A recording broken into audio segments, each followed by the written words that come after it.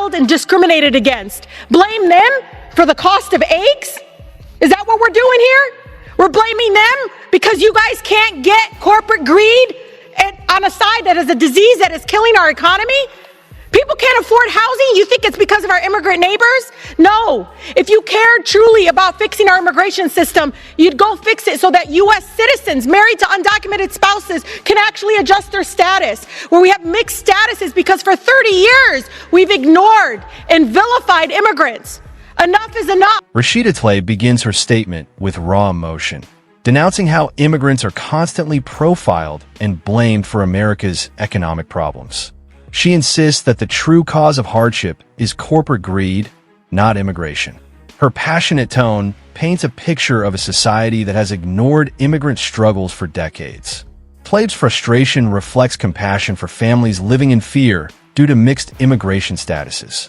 Her plea urges lawmakers to fix the system rather than punish the vulnerable. By highlighting human suffering, she transforms policy into a moral issue. Her words, though emotional, capture the tension between empathy and legality. This section sets the tone for the clash between heartfelt activism and cold enforcement of law. 214 of the Housing Community. After Tlaib's emotional address, Dr. Ben Carson responds with calm reasoning and reference to the law itself. He quotes Section 214 of the Housing and Community Development Act of 1980, explaining that it strictly forbids housing aid to illegal immigrants. Carson's tone is measured and factual, portraying himself as a servant of legality rather than ideology. He emphasizes that millions of Americans are waiting for the same limited resources, which must be distributed fairly. His rebuttal highlights the gap between moral sympathy and practical governance. In his view, the law must stand above emotion, ensuring justice for all citizens. The contrast between his logic and Tlaib's emotion defines the entire debate. It marks the shift from passion to principle. The Development Act of 1980 specifically states that the Secretary of HUD is prohibited from providing housing assistance to people who are in the country illegally. And what people sometimes don't understand is that we have millions of legal Americans in line waiting for these very scarce resources.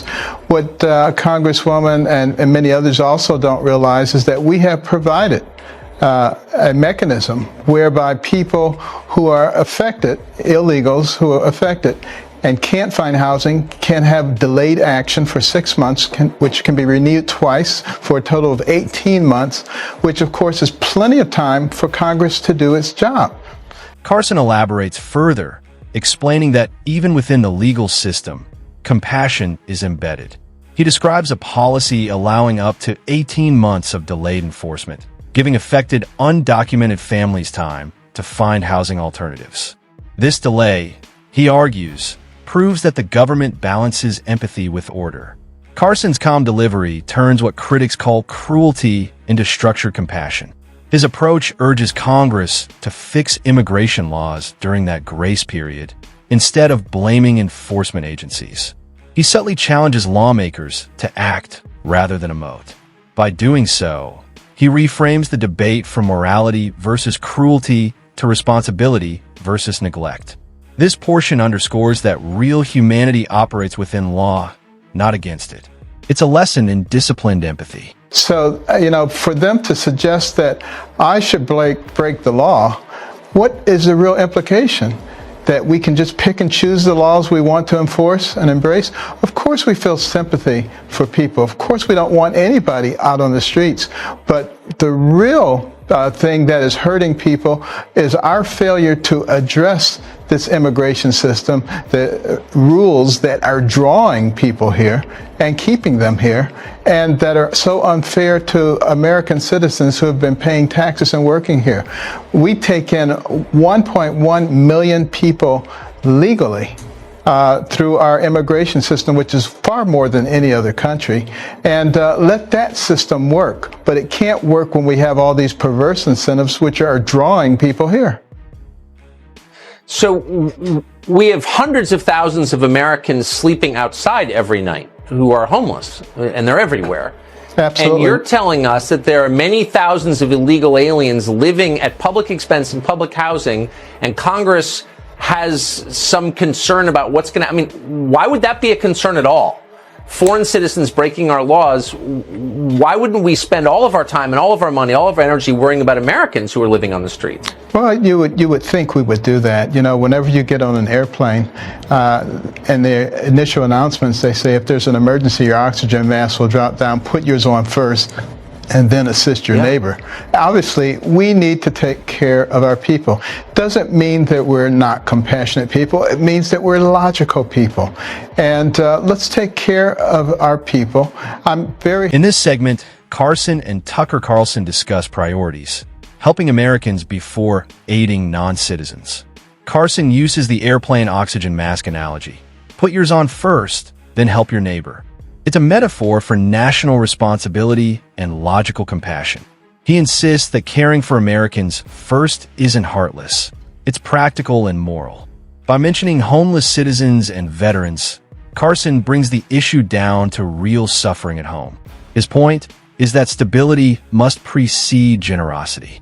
The dialogue promotes balance, compassion rooted in realism. This section exposes a painful truth. While emotions appeal to hearts, logic protects futures. Carson's words turn patriotism into a duty of care rather than exclusion. It's an argument for structured empathy, not blind charity. Happy, I told Congresswoman and others, if you can find a way that I can legally do what you want me to do, please tell me what it is. I'm all ears. How did she respond? Change the subject, of course. They don't seem to want to deal with the ideal that Congress is the one who makes the laws. Instead, they rather just say to you, why don't you break the law so that we can feel good about ourselves? Why don't they do their jobs? That's what they were elected to do. The American people have a real choice to make here. They need to decide what kind of people do they want representing us. And it can't just be somebody whose name you recognize. It needs to be people who are willing to roll up their sleeves and do the tough things that need to be done in order for our country to prosper. And when our country is prosperous, I think we can then turn our attention to some of these other countries and see what we can do to help them. But we need to get ours in order first. Here, Carson criticizes lawmakers like Congresswoman Maloney for pressuring him to break laws instead of rewriting them. He exposes the irony of leaders demanding defiance of the very system they oversee. Carson's composed tone reveals deep frustration with performative politics, where symbolism replaces substance. His statement that Congress makes the laws echoes as both a reminder and a rebuke. This exchange highlights the moral laziness of politicians who seek applause rather than solutions. Carson refuses to compromise legality for optics, positioning himself as a model of restraint. This part emphasizes that integrity means obeying rules even when inconvenient. His critique cuts across party lines. It's a call for ethical leadership. The calm firmness of his stance becomes the moral anchor of the debate. So Congresswoman Maloney is pressuring you to break the law. She is a lawmaker. She could try to change the law. She's not bothering.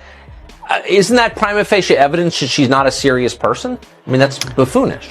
Well, it is very sad. It would be nice if she were the only one, but there are many who feel that way, and I don't think they've really thought through what's going on. They just allow themselves to be caught up in the moment, and they want to be popular, and they're not thinking long term about what the impact is of what they're doing. They're not thinking about our children and our grandchildren and what they will have to face.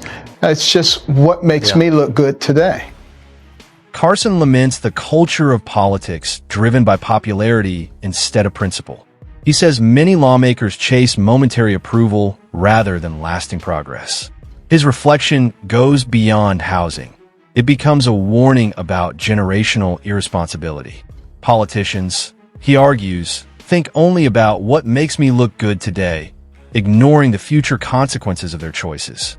This section exposes how emotional governance leads to instability and moral decay. Carson urges leaders to act with wisdom, considering the nation's children and grandchildren. His calm tone contrasts with the short-sightedness he describes, reinforcing his image as the adult in the room. It's a critique not just of individuals, but of an entire political mindset addicted to emotional reaction. Long-term thinking, he implies, is the real act of patriotism. I've noticed. Secretary Ben Carson, thanks very much for that. Thank you, Tucker. As the narration resumes, the focus shifts to how the media frames the story. The narrator points out that Clay accused Carson of racism and fear-mongering, ignoring that his arguments were based on long-standing federal law. This reflects the media's tendency to sensationalize emotional outbursts while minimizing reasoned debate. The line, "Emotion replaces truth," becomes a warning about modern journalism's priorities. It suggests that outrage sells more than facts. The commentary draws a contrast between Carson's logic and the left's emotional dramatization. The message is not partisan. It's about truth versus theatrics. This portion exposes how public perception is engineered through selective storytelling. It's a critique of a society more interested in feelings than facts, reminding viewers to think critically before judging. The final section closes with a question that defines the entire exchange. Who is right? The emotional speaker or the man quoting the law? The narrator praises Carson for representing reason, discipline, and compassion guided by order. His oxygen mask analogy becomes a lasting metaphor for moral balance. Help your own first so you can help others better. The commentary invites viewers to choose between emotional activism and lawful empathy. It reframes the issue as a matter of truth, not ideology. By contrasting emotion with structure, it urges a return to rational, principle-based leadership. The conclusion elevates Carson's calmness as moral strength, not coldness. Ultimately, this closing calls for unity through logic, fairness, and disciplined compassion, the real foundation of a just society.